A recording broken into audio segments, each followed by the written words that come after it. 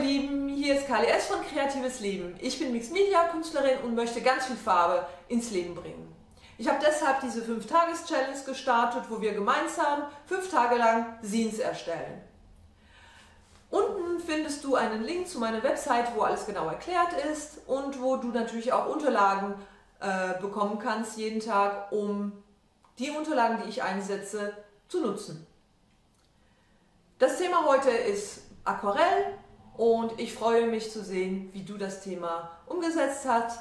Was ich daraus gemacht habe, siehst du im Video.